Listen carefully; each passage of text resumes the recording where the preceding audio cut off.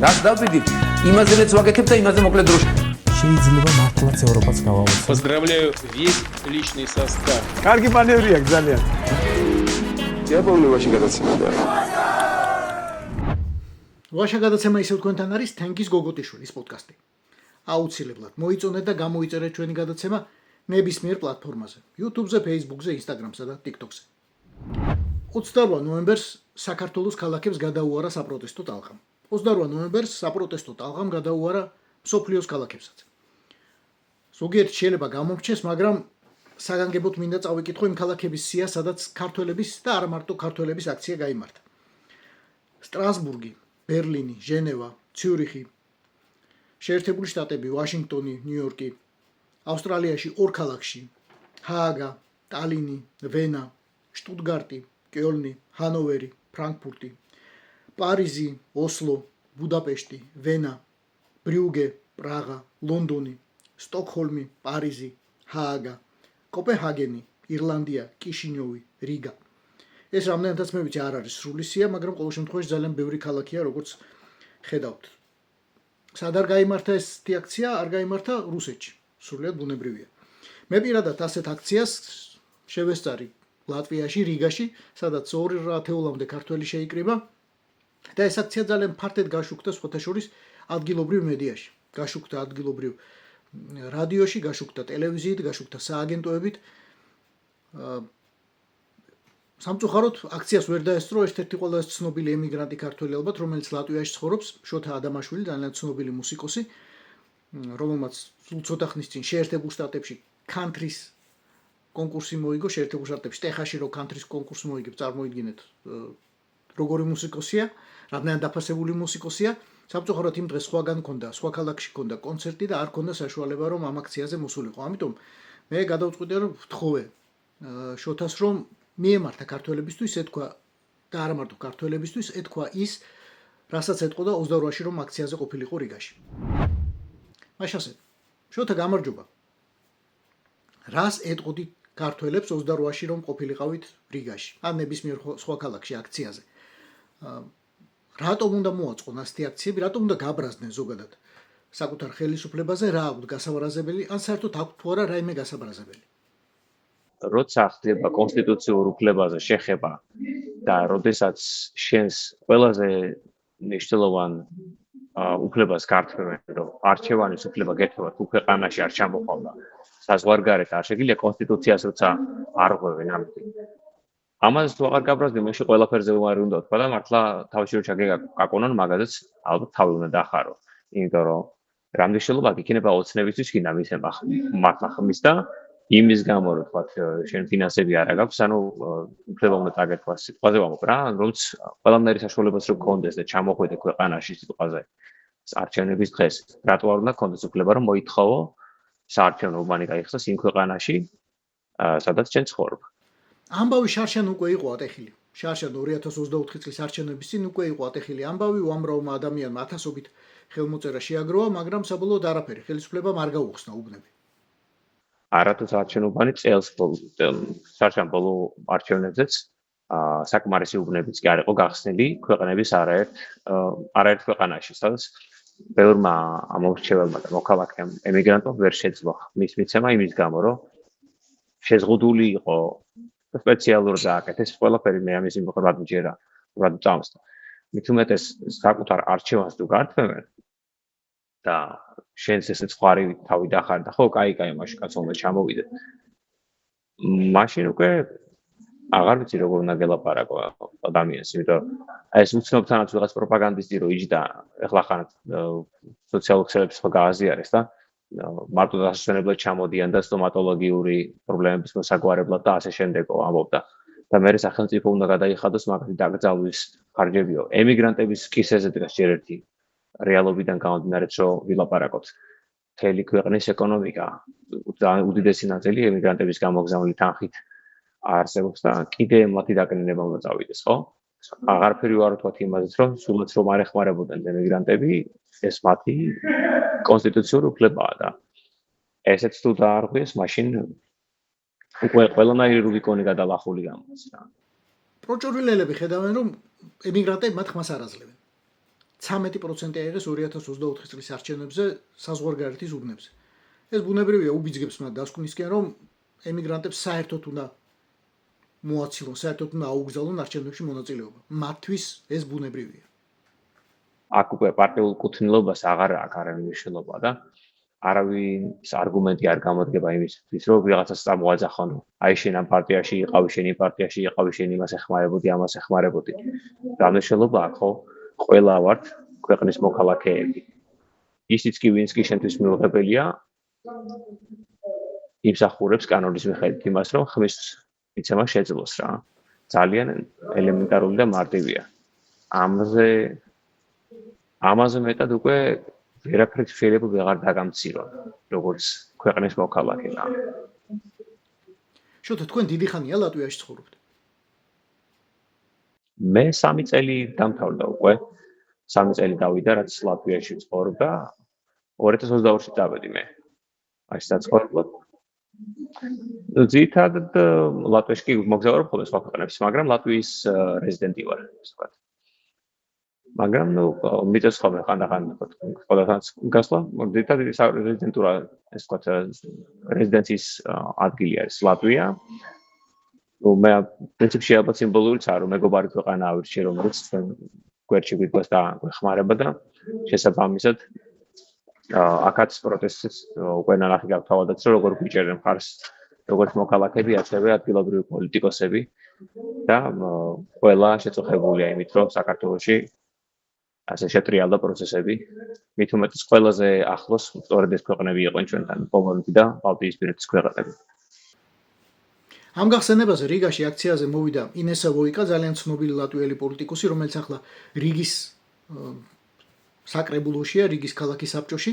მოდი ჯერ ქალბატონ ინესას მოусმინოთ და მერე გავაგზავნოთ საუბარი შოთა.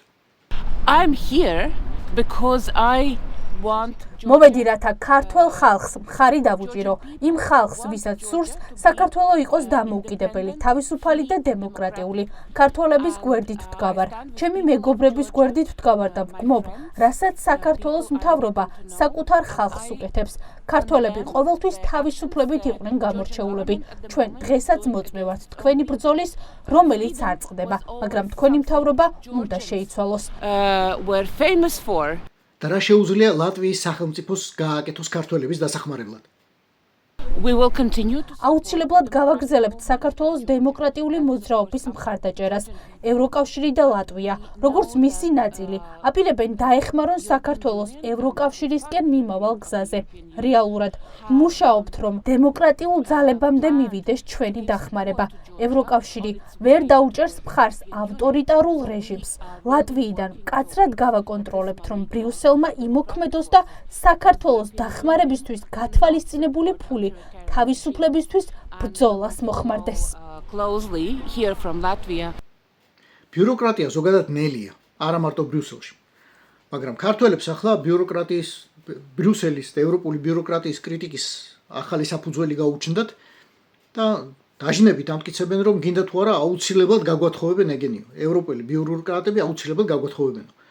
თქვენ 3 წელია ცხოვრობთ ევროკავშირის ქვეყანაში, რამდენჯერ სცადეს თქვენი ძალით გათხოვება შოთა? ერთი ლატვიაში და ქვეყნების უმეტესობაში ეს კანონი არც არის მიღებული. კი ვიცით ახლა რომ რაღაც ქვეყნები არის სადაც დაშვებულია და უფრო ლიბერალური კანონებია, მაგრამ აბსურდია. ერთი ახლა ლატვიურ ენასაც საკმაოდ კარგად ფლობ, პოლონურსაც საკმაოდ კარგად ფლობ, იმ დონეზე რომ ხალხთან საუბარი შეძლო და საყოფა ცხოვრებულ თემებზე შეძლო კომუნიკაცია და მსგავსი არ ხდება და ჯერ ერთი იმ ქვეყნებშიც კი ახლა ძალიან კარგად ვიცით ხო, სადაც დაშვებული არის მსგავსი ქორწინება. არანაირი დემოგრაფიული პრობლემები არ შექმნა. ეგერ ჰოლანდიაზე რომ ძალიან აჯაგრულები არიან.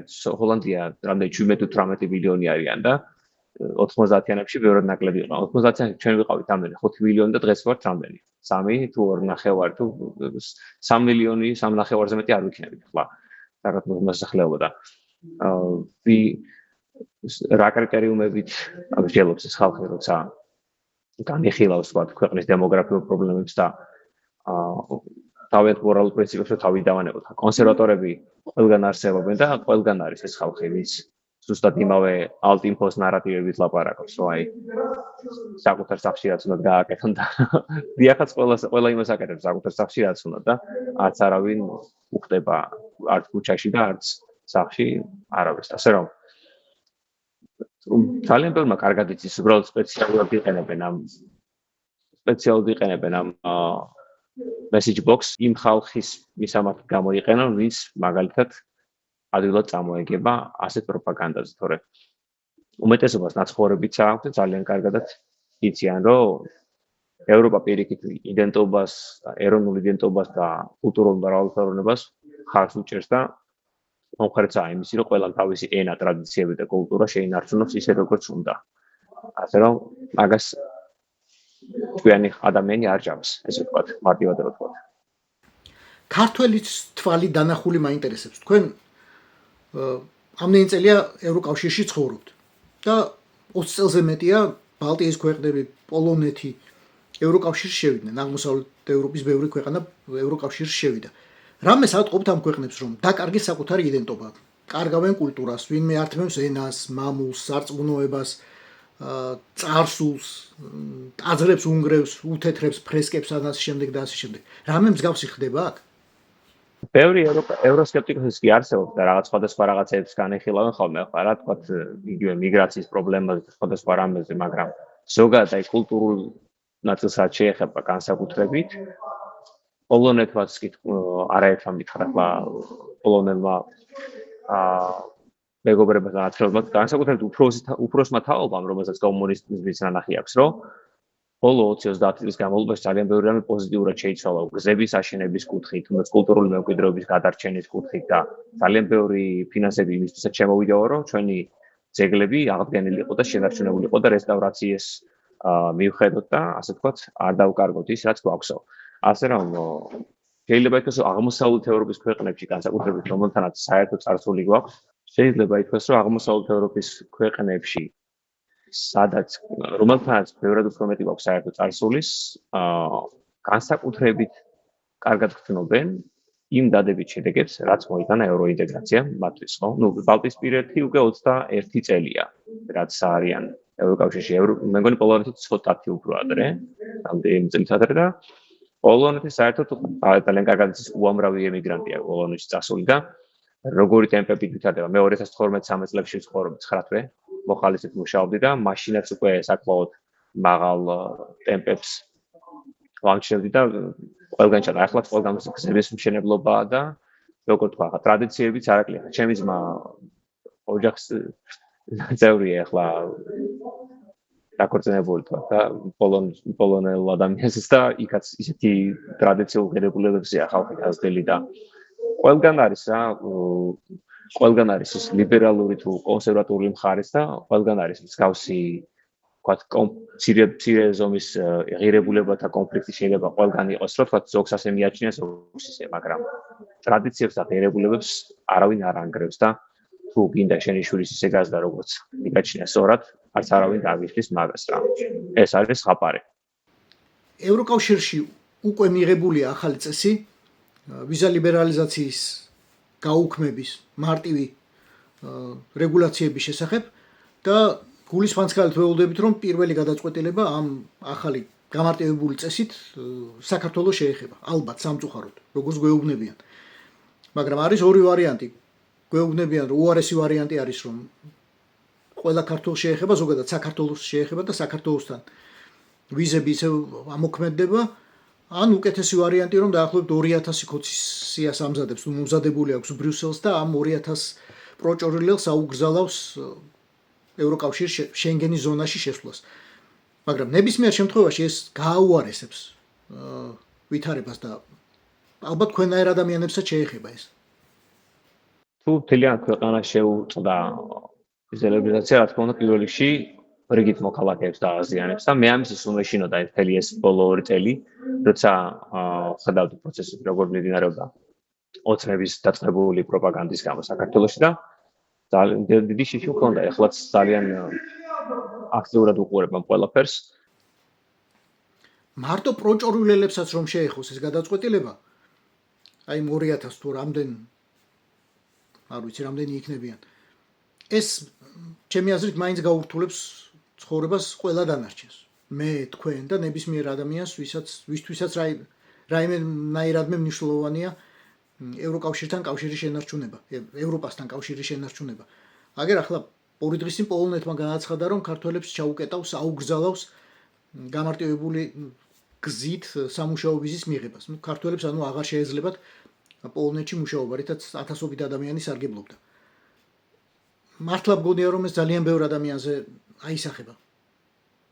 კაი, სულაც ჯერო ევროპის კავშირის წევრობა გვერდზე გადადოდა არც არსებობდეს. უკვე რამხელა გადადგმული ნაბიჯი იყო და რა თქმა უნდა ეს დააზიანებს ამათ და ხალხიც უკვე მერე იგრძნობს თავიანთ არა მარტო ჯიბეებზე, არამედ კომუნიკაციაზე, იმიტომ რომ ემიგრანტები ერთმანეთს ვეღარ ნახავენ. ემიგრანტები და მათი ოჯახის წევრები ერთმანეთს ვეღარ ნახავენ. საქართველოსთან ვერ ჩავა ზოგიერთი და ზოგი პირიქით ევროპიდან შეიძლება ვეღარ დაბრუნდეს გარკვეული მიზეზების გამო. იმიტომ რომ ეხლა უკვე ისეთი ფონით შექმნეს, რომ ქვეყანაში შესვლის დროსაც ზოგიერთ ხანჯარი მას ახვედრებენ და ხან რაღაც სხვა პრობლემები პრობლემებს უქმნიან და ამაზე თვალი არ უნდა დახუჭონ, რა ყველას ნათესავები ყავს და ყველას ოჯახის წევრები ყავს და მოკლედ აუცილებლად ყველას შეეხება რაღაც ფორმით ეს რეპრესიული მანქანა. და ევროკავშირი მე არ მიმაჩნია, რომ ამის გამო ჩვენ ტრულად გვექცა პირიქით საკუთარ უსაფრთხოებაზე ზრუნავს იმის გამო, როცა უკვე ხედავს, რომ ქვეყნის ხელისუფლება რუსეთის სატელიტი გახდა. უკვე ხედავ და უკვე გვესმის, რომ პროჭორვილურ პროპაგანდაში უკვე ამტყდარია ერთი ამბავი, რომ მათ კი არ ჟიან და რუსულ რეჟიმს კი არ ჟიან, ჟიან მთელ ქართველ ერს. მე ძალიან მეთქინება ეს, იმიტომ რომ მე პირადად ახლა უკვე როგორც ემიგრანტს ბევრ რამეში შემზღუდავს ასევე და ჩემი ოჯახის წევრებსაც და არა მარტო მე ხო არა ვარ მარტო ერთადერთი უამრავი ნაცნობი თუ უცნობი ადამიანი, რომელსაც ზუსტად იგივე პროცესები შეეხება და ამ ფონზეც კი დღემდე სამწუხაროდ რჩებიან ადამიანები, ვინც ხმას არ იღებენ. ზრდილობიანად კონფორმისტები, არაზრდილობიანად სხვა სიტყვა უნდა გამოვიყენოთ. რას ეტყოდით ასეთ ადამიანებს, მათ შორის თქვენივე კოლეგებს? ძალიან აშკარად იზნობს ყველა ამას თავის ტყავზე და ეს განსაკუთრებით ის არტისტები და ათლეტები, რომლებიც ეს ამხელა აუდიტორია აქვთ, ჩემზე ბევრი დიდი აუდიტორია და ხმას არ იღებენ, ან კიდე პირიქით და დაგჩენილი ხელისუფლებას მადლობებს უხდიან. ამას მე იგრძნობენ თავიანთ ტყავზე, ან რაღაც ირიბი კუთხით მაინც იგრძნობენ და მე უკვე ძალიან გვიანი იქნება რა. ასე ბოროტად რო იყენებენ და ფლანგავენ თავიანთ პლატფორმას. მე პოლიტიკა და სპორტი ან კულტურა და სპორტი გამომიჯნოთ არ ვეთანხმები ამას. აშკარად არ ვეთანხმები, იმიტომ რომ ყველაფერი გადაბმულია და სახელმწიფოს ნებისმიერი პოლიტიკა შეიძლება იმავე სპორტისა და ხელოვნებისთვისაც გადამწყვეტი აღმოჩნდეს ხოლმე გარკვეულ საკითხებში, ასე რომ ესე არ არის რომ მე და ჩემი ნაბადი და ცალკე მაინც იგნობს საკუთარ თავზე ყველაფერს და მაინც დაზიანდები, ასე რომ ხელშეუხებელი არავინ არ არის რა. ხელშეუხებელი არავინ არ არის და ვერაფერს ვერ გაექცევი უსამართლობას, როცა შენ უსამართლობაზე თვალს უჭამ მერე საკუთარ ჯამში. უცნაურია რომ თუნდაც უკანასკნელ 35 წელიწადში ამდენის შემსწრე, ამდენის მომსწრე ამ ქვეყანას ძალიან ხშირად ავიწყდება ხოლმე რომ სამართლიანობა მაინც შესრულდება, მაინც აღსრულდება. რაც არ უნდა მოხდეს, გნებავთ კოსმოსური ბალანსი და არ ქვით, გნებავთ რაღაცა გლობალური სამართლიანობა, გნებავთ კარმა, რაც გნებავთ და არ ქვით, მაგრამ ფაქტია რომ აუცილებლად ყველას მიეწევა, რასაც ქვია ამ პირადად მას ან მის შთამომავლობას.